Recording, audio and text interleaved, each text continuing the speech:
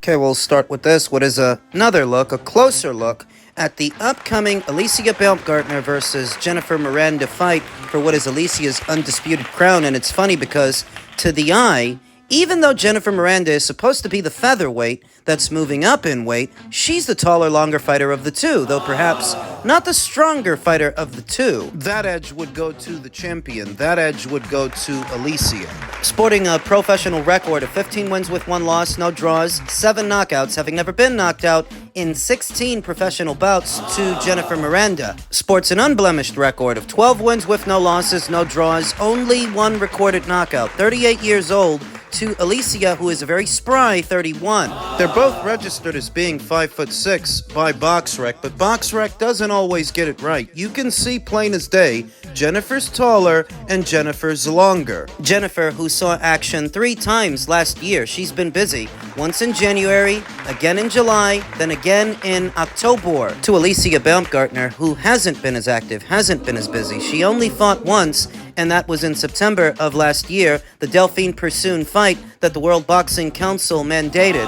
The fight that was ruled a no contest as a result of a cut that opened due to a clash of heads. And I remember that immediately after the fight, there were some rumblings about a potential rematch, the two fighters running it back, given that there was no outcome to their meeting. Needless to say, that doesn't look to be happening. She's fighting Jennifer Miranda in what will be her first fight under the most valuable promotions banner on the Netflix platform. She's no longer with Matchroom, but in many ways, this is a step up because Netflix is an even bigger, much bigger platform than DAZN. And we've been all through that. Let's talk about the fight between Alycia and Jennifer. What can we expect to see when the opening bell sounds? I anticipate that because Jennifer Miranda is the taller, longer fighter of the two, she's going to elect to move and punch. Try to keep Alycia Baumgardner at arm's length. Seems to be her preferred methodology. It will be up to Alycia Baumgardner to close the distance, get in close, and let go of short hooks and short punches, mid-range to inside. Essentially,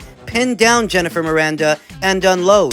Deliver that power. I think she can. That was the assignment with an even more experienced fighter in Michaela Mayer, and she was able to get close to Michaela. She will be able to get close to Jennifer Miranda. Jennifer, who I don't think can match Alycia Baumgardner's hand speed or foot speed. She's going to want to try and set up Alycia Baumgardner, but the speed will be the difference. The speed and power are going to bother her. Jennifer Miranda, God bless her, she's 38 years old. She's not getting any younger, and she certainly isn't getting any faster. Where Alycia is peaking, where Alycia is in her prime. Expect her to close the gap and expect to see level changes while she does it. As she's coming in, not giving Jennifer Miranda a clear target while drawing her lead so that she can counter. Many occasions, we've seen Alycia Baumgardner take that approach, but she's so adaptable, she can play the aggressor and the defender equally well. In this fight, she's going to be the aggressor. She's going to be the one coming forward and pushing the pace. I wouldn't be at all surprised to see Alycia stop Jennifer Miranda,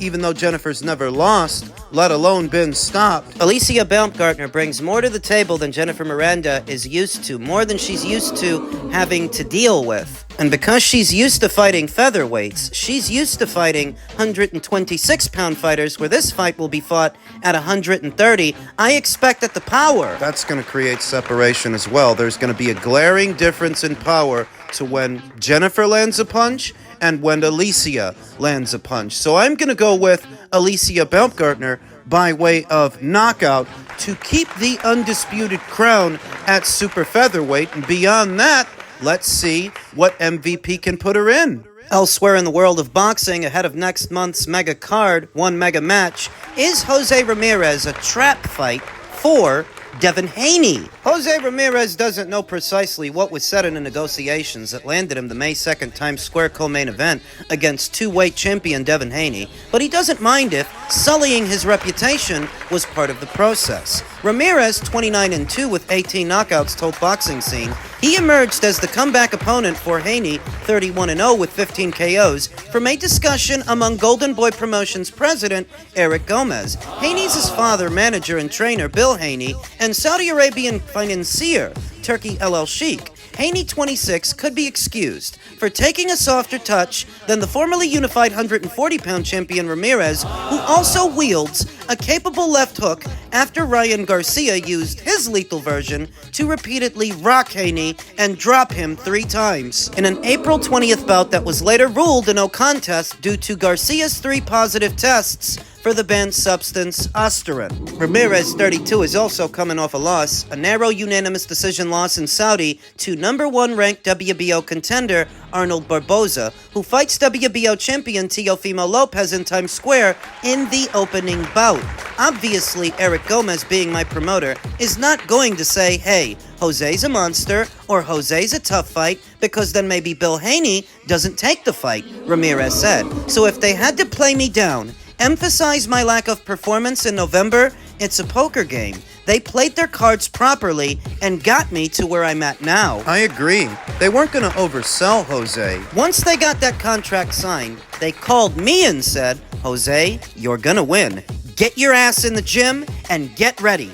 This is a fight you can win. That can change your life. Ramirez's promoter, Oscar De La Hoya, said when he was asked to supply an opponent for Haney, Ramirez was the first fighter he considered. Being a relentless volume puncher, he was the perfect fit, especially since Haney was coming off getting beat up throughout the whole fight, De La Hoya said. I saw how close Barboza versus Ramirez was, but I felt anyone else would just look at it as a loss. Not really looking at his style and his left hook, not really looking at how he's performed before that, just the loss. And that because he's coming off a loss, they're gonna overlook him. I'm sure Devin Haney is going to be very confident, but Jose Ramirez is going to give him a great fight.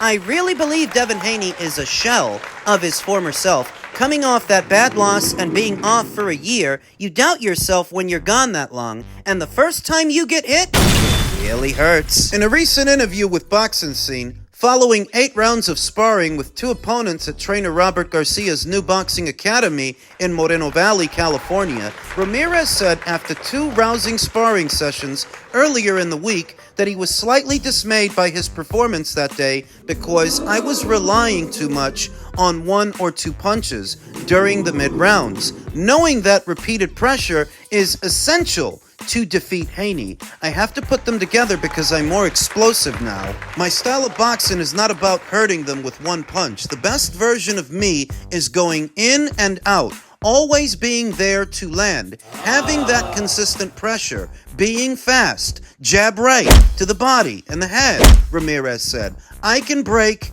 anyone down. Hall of Fame matchmaker Bruce Trempler, who formerly scripted Ramirez's career when the fighter was in top-ranked stable, said Haney has the skills to defeat Ramirez if he's mentally and physically unencumbered by the Garcia bout. We know Ramirez is a mechanically sound guy, persistent, not flashy, in your face, and blue collar, Trempler said. Haney's a cipher, but if he wants to play at that level, this is who he has to fight. A lot of ifs, ands, and buts is what I hear. That Devin can win so long as he's mentally in the right headspace, but that's the question. Is he? He just spent the last 12 months getting made fun of. Getting laughed at. Brad Goodman, Trempler's Hall of Fame colleague at Top Rank, said he leans towards Haney based on purer overall skill. It's not like Jose's been looking good against Barboza or Rancis Bartholomew, Goodman said, but it can be a very good fight if Jose has one last great fight in him.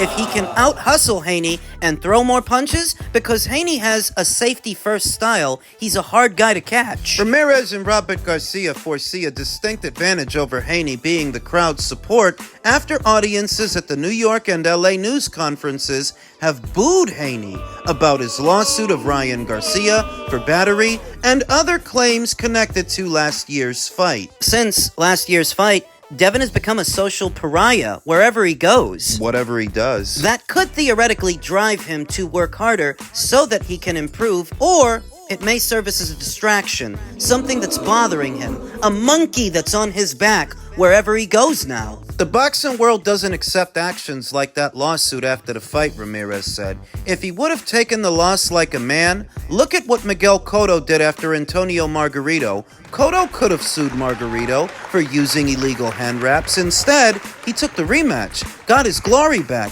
and so many more respected him for that. But I know it has to be tough on a father to watch his son go through something like that. I'm a father myself. People keep talking about the lawsuit as if Devin filed it as a substitute for a rematch. He only filed suit so he could leverage it against a rematch.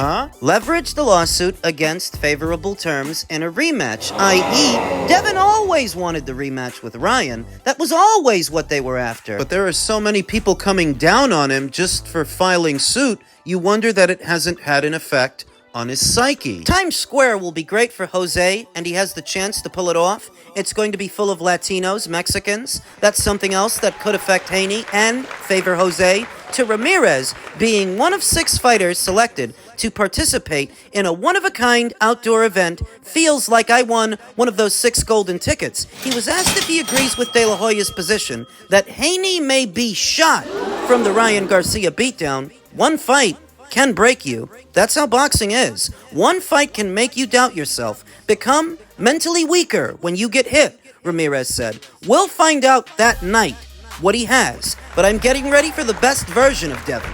Truth be told, I'm getting ready for an undefeated Devin Haney, not coming off the Garcia fight. I want that version because I don't want any excuses. That's the guy I can beat. My job is to do what I have to do to win, and if he's not there mentally, good for me. Give me the fight they're planning for Haney. I want the glory. Bill Haney contradicted the theory that the Haneys are discounting Ramirez, who lost his belts in a 2021 bout for the undisputed crown against Scotland's Tosh Jailer. Selecting Ramirez, Bill Haney said, was to prove Devin Haney was willing to confront the best possible foe after previously defeating former veteran champions Jorge Linares, Vasyl Lomachenko, and Regis Prograis. We could have fought anybody. Shakur Stevenson fought a contractor. We picked Jose Ramirez, Bill said. That's what makes Devin elite. He pushes boundaries, and picking an opponent like Jose proves Devin is the most accomplished at age 26 of all the young champions because he understands the boxing business, matchmaking, and how to make the most money. Eric Gomez can take credit for the fight, but let's give Devin and Bill credit too, because Devin is going around to all these promotional companies fighting the best fighters they have. Devin is due to stage his rematch with Ryan in Saudi in October. We're not stupid in selecting Ramirez. I didn't want his return fight to be against a nobody, Bill said. What better way to get ready for a left hook than to fight Jose Ramirez, a fighter who throws it the right way, the clean way. This is about getting to the Mount Rushmore of boxing. We've set out for Devin to join that fraternity. If they think we don't know what we're dealing with, then let the truth ring out, because they're setting themselves up to look stupid. The night of the fight, Devin will have been out for a little over a year's time, with a lot weighing on his mind. Oscar De La Hoya is of the opinion that the Ryan Garcia fight left Devin an irreparably damaged fighter, a shot fighter. I don't think Devin is shot physically, but he could be shot mentally, fatigued from having to deal with all of this. Social media just amplifies it, and I'm of the opinion that he should have deactivated all of his social media accounts a long time ago, you're only going to find more people on there making fun of you, which psychologically can make it even harder to come back. Devin is 26, but you can look at the kid and see he's not fully maturated. He's not a man yet. Pee stains on the rim of the toilet seat, skid marks in the underwear, and half-empty containers of Tropicana in the fridge. He's not there yet. The kid dresses like a video game character. And that his father does all the talking for him. He's not a man yet. So maybe this entire ordeal will make Devin Haney a man. Or maybe it'll ruin him. I don't know, but I am interested. Ideally, potentially after this, that could be something you entertain. But I ain't even worrying about talking about him right now. You know what I mean? I don't even want to put the light on him right now because they do enough talking themselves. You know what I mean? So, but they know the truth. You know what I mean? Just like when they was offered so much amount of money and turned it down, 750, 1.5, 1.7, and when you fought what's that boy Centennial, you know he got 100-something thousand, and you tell me there wasn't enough money that what you call him, Eddie offer you with enough money. Oh shit! You only made 100-something thousand. Somebody offer you 750,000. I got to pay Bob. You got to pay this. Yeah, but you'll have enough money left. You know what I mean? So with the same thing when you had the 100-something thousand. You know what I mean? Then when you offer 1.5, you can walk away with a nice piece of money. You know what I mean? So don't use that for an excuse. Then the last one they offered was 1.7. You know what I mean? So come on, man. You know, if you really wanted to fight, you should have took the fight. Now you're getting exposed. Now, what I mean by exposure, y'all living off of Boots, call them Boots' name out and all that, and then when it come down to it, y'all ain't signing to fight nobody. You know what I mean? So I don't even like addressing them at all, man. Okay. You know what I mean? I agree with everything Bozy Ennis said. I mean, you didn't all of a sudden start having deductions when it was time to fight Boots. Those are the same deductions you always have from fight to fight. And history shows you've been willing to fight for a lot less money than what Matchroom offered to you to unify with Boots. So that if you start asking for the moon and the stars when it's time to fight him, well, it can't be because you like your chances. And you've been seeing Brian Norman Sr. doing the rounds on social media, trying to make that fight a hot-button topic again. In truth, I think it's the best fight the welterweight division has to offer, and the silver lining is that because it didn't happen last year, it has had time to grow. It is bigger now. Certainly has a bit more backstory than a Mario Barrios fight would, or even a Stanionis fight, the one that we're about to see this weekend, because nobody on Stanionis' side is as talkative as the Normans. So, it has had time to grow, to build. And I hope that they can revisit those talks in a timely fashion because they're practically on the same schedule. Brian Norman fought not but a few weeks ago. A few weeks later, Boots is fighting. Fight between them is the best fight to make at 147. And it's not like Top Rank has been trying to make unification matches for Brian Norman. They haven't. They had the same opportunity to send out offers as Matchroom did to the other champions at the weight. And they didn't send out nothing. They didn't send out no offers. The hope now is that if Boots takes care of business on Saturday, Eddie will get in contact with Team Norman, and hopefully they don't price themselves out this time. Stanionis wised up. Hopefully they do too. Because if they don't, they're going to move past you, and they're going to go after Mario Barrios. He's got a belt the same way you've got a belt. Beggars can't be choosers, and when you're playing hard to get, careful you're not making yourself hard to want. I think Jaron Ennis wins the fight. If and when they do fight. I think Brian Norman packs a big enough punch that he can hurt Boots, but I think the same is true in reverse. What I think will separate them is footwork, is movement. Brian Norman is an inside fighter. For him to be effective, he has to first get inside, and that may be difficult to do with Boots because he's on the move, he's on his toes. Hopefully we get to see this at some point. But I like Boots to win.